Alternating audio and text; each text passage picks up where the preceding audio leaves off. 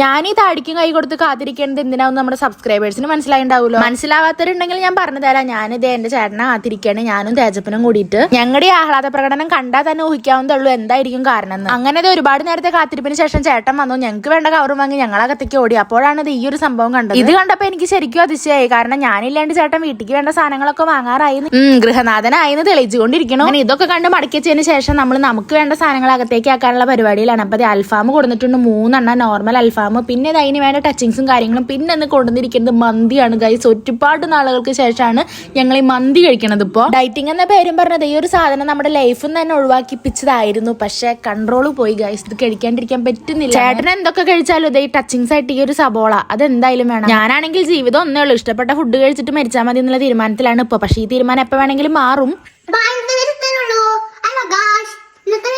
നമ്മുടെ ചാനൽ പുതിയതായിട്ട് കാണുന്നവരുണ്ടെങ്കിൽ സബ്സ്ക്രൈബ് ചെയ്ത് സപ്പോർട്ട് ചെയ്തേക്കണേ. ബൈ.